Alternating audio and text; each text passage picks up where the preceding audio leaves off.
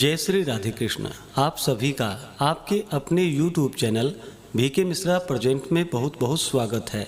आइए आज आप सब सुनेंगे श्रावण मास महात्म्य कथा में 19वें अध्याय की कथा। तो बोलिए प्रेम से भगवान भोलेनाथ की जय, माता पार्वती की जय, सर्वदेवी देवता की जय। ईश्वर बोले कि हे महामुने, अब मैं श्रावण मास में दोनों पक्षों की एकादशी तिथि को जो किया जाता है उसे मैं कहता हूँ, आप सुनिए।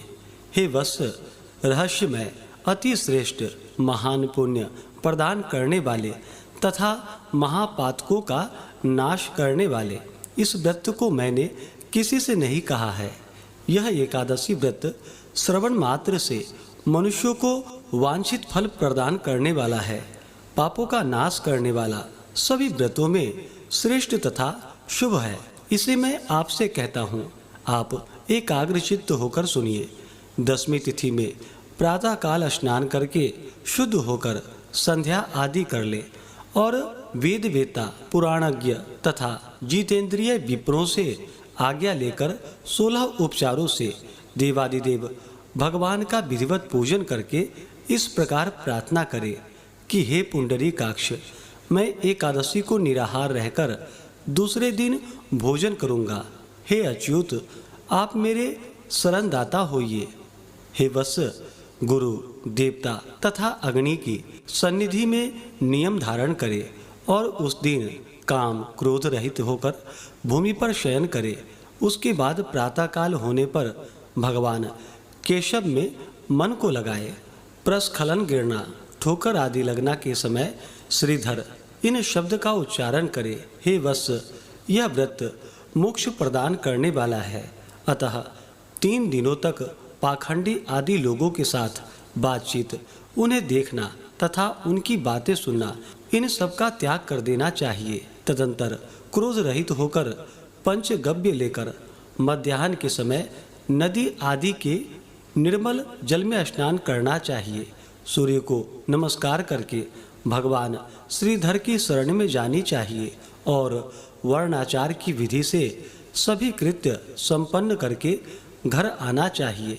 वहाँ पुष्प, धूप तथा अनेक प्रकार के नैवेद्यों से श्रद्धा पूर्वक श्रीधर की पूजा करनी चाहिए। उसके बाद स्वर्णमय पंचरत्न युक्त श्वेत चंदन से लिप्त तथा 2 वस्त्रों से आच्छादित कलश को स्थापित करके अपने शंख चक्र गदा युक्त देवादिदेव श्रीधर की प्रतिमा स्थापित कर पंचरत्न युक्त श्वेत चंदन से लिप्त तथा 2 वस्त्रों से आच्छादित कलश को स्थापित करके और शंख चक्र गदा युक्त देवादिदेव श्रीधर की प्रतिमा स्थापित कर उनकी पूजा करे। गीत वाद्य तथा कथा श्रवण के साथ रात्रि में जागरण करना चाहिए। इसके बाद विमल प्रभात होने पर द्वादशी के दिन विधिवत पूजन करके कृत्य होकर बुद्धिमान को चाहिए कि श्रीधर नाम का जप करे। इसके बाद उन शंख चक्र तथा गदा धारण करने वाले देव देवेश श्रीधर की पुनः पूजा करे और स्वर्ण दक्षिणा सहित कलश ब्राह्मण को प्रदान करे। उस समय ब्राह्मण को विशेष करके नवनीत अवश्य प्रदान करना चाहिए। इस प्रकार प्रार्थना करे, भगवान श्रीधर, आज आप मुझ पर प्रसन्न हो और मुझे अति उत्तम लक्ष्मी प्रदान करे। हे मुनि श्रेष्ठ, इस प्रकार उच्चारण करके जगत गुरु श्रीधर से प्रार्थना करके श्रेष्ठ ब्राह्मणों को भोजन कराकर अपने सामर्थ्य के अनुसार दक्षिणा देनी चाहिए। उसके बाद सेवकों आदि को भोजन करवाकर गायों को घास खिलानी चाहिए। इसके बाद मित्रों तथा बंधु बांधवों समेत स्वयं भोजन करना चाहिए। हे सनत कुमार, मैंने आपको यह श्रावण मास की शुक्ल पक्ष की एकादशी व्रत विधि बतला दी। इस प्रकार कृष्ण पक्ष की एकादशी में भी करनी चाहिए। दोनों व्रतों में अनुष्ठान समान है, केवल देवताओं के नाम में भेद है। जनार्दन, मुझ पर प्रसन्न हो, यह वाक्य बोलनी चाहिए। शुक्ल एकादशी के देवता श्रीधर हैं और कृष्ण एकादशी के देवता जनार्दन हैं। हे सनत कुमार, यह मैंने आपसे दोनों एकादशियों के व्रत का वर्णन कर दिया है। इस एकादशी व्रत के समान पुण्य व्रत न तो कभी हुआ है और ना ही कभी होगा। आपको यह व्रत गुप्त रखना चाहिए और दुष्ट हृदय वाले को नहीं प्रदान करनी चाहिए। ईश्वर बोले कि हे सनत कुमार, अब मैं द्वादशी तिथि में होने वाले श्री हरि के पवित्रारोपण व्रत का वर्णन करूंगा। पिछले अध्याय में देवी की कही गई पवित्रारोपण विधि के समान ही इसका भी पवित्रारोपण है। इसमें जो विशेष बात है उसे मैं बतलाऊंगा। सावधान चित्त होकर आप सुनिए। हे महामुने, इस व्रत के लिए जो अधिकारी बताए गए हैं उसे आप सुनिए। ब्राह्मण, क्षत्रिय, वैश्य, शूद्र तथा स्त्री, इन सभी को अपने धर्म में स्थित होकर भक्तिपूर्वक पवित्रारोपण करना चाहिए। द्विज को चाहिए कि अतो देवा अवन्तु नो यतो विष्णुर्विचक्रमे पृथिव्याः सप्त धामभिः, इस मंत्र से विष्णु की पूजा करे। स्त्रियों तथा शूद्रों के लिए नाम मंत्र है जिसके द्वारा वे विष्णु की पूजा करे। इस प्रकार द्विज कद्रुदाय इस मंत्र से शिव जी की पूजा करे। स्त्रियों तथा शूद्रों के लिए नाम मंत्र है जिसके द्वारा वे शिव जी की पूजा करे। सतयुग में मणिमय, त्रेता में स्वर्णमय, द्वापर में रेशम का और कलयुग में कपास का सूत्र पवित्रक के लिए बताया गया है। सन्यासियों को शुभ मानस पवित्रारोपण करना चाहिए। बनाए गए पवित्रक को सर्वप्रथम बांस की सुंदर टोकरी में रखकर शुद्ध वस्त्र से ढककर भगवान के सम्मुख रखे और इस प्रकार कहे कि हे प्रभु, क्रियालोप के विधान के लिए जो आपने आच्छादन किया है, हे देव, आपकी प्रसन्नता के लिए मैं इसे करता हूँ। हे देव, मेरे इस कार्य में विघ्न उत्पन्न न हो। हे नाथ, मुझ पर दया कीजिए।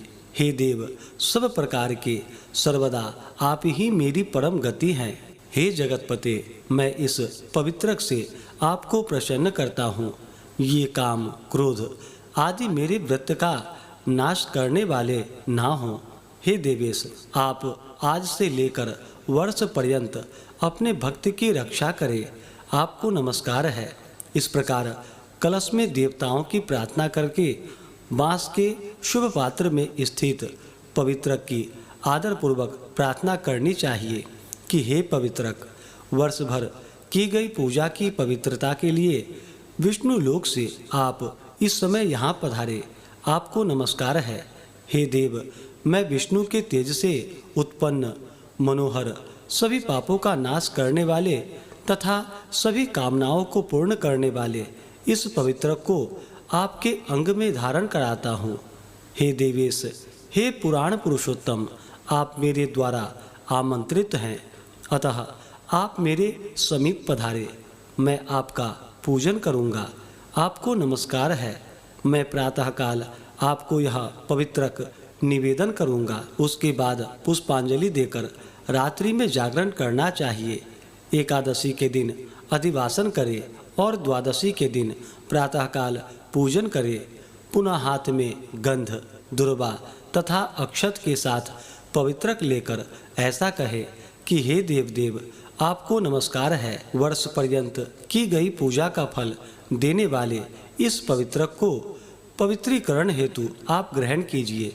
मैंने जो भी दुष्कृत्य किया है उसके लिए आप मुझे आज पवित्र कीजिए। हे देव, हे सुरेश्वर, आपके अनुग्रह से मैं शुद्ध हो जाऊं। इस प्रकार मूल मंत्र से संपुटित इन मंत्रों के द्वारा पवित्रक अर्पण करे। उसके बाद महानैवेद्य अर्पित करके निराजन करके प्रार्थना करे और मूल मंत्र से घृत सहित खीर का अग्नि में हवन करे। इसके बाद इसी मंत्र से पवित्रक का विसर्जन करके इस प्रकार बोले, हे पवित्रक, वर्ष भर की गई मेरी शुभ पूजा को पूर्ण करके अब आप विसर्जित होकर विष्णु लोक को प्रस्थान करें। इसके बाद पवित्रक को उतारकर ब्राह्मण को प्रदान कर दे अथवा जल में विसर्जित कर दे। हे वत्स, मैंने आपसे श्री हरि के इस पवित्रारोपण का वर्णन कर दिया है। इसे करने वाला इस लोक में सुख भोग कर अंत में वैकुंठ प्राप्त करता है। इस प्रकार से श्री स्कंद पुराण के अंतर्गत ईश्वर सनत कुमार संवाद में श्रावण मास महात्म्य में उभय एकादशी व्रत कथन और द्वादशी में विष्णु पवित्रारोपण कथन नामक 19वां अध्याय पूर्ण हुआ। तो बोलिए प्रेम से भगवान भोलेनाथ की जय, माता पार्वती की जय, सर्व देवी देवता की जय। चैनल पे अगर आप पहली बार आए हैं तो चैनल को लाल बटन दबा करके सब्सक्राइब करें, साथ में बेल आइकन घंटी को दबाएं ताकि आने वाली वीडियो का नोटिफिकेशन आपको समय से मिलता रहे। वीडियो को लाइक करें, शेयर करें। सुखी रहें और स्वस्थ रहें।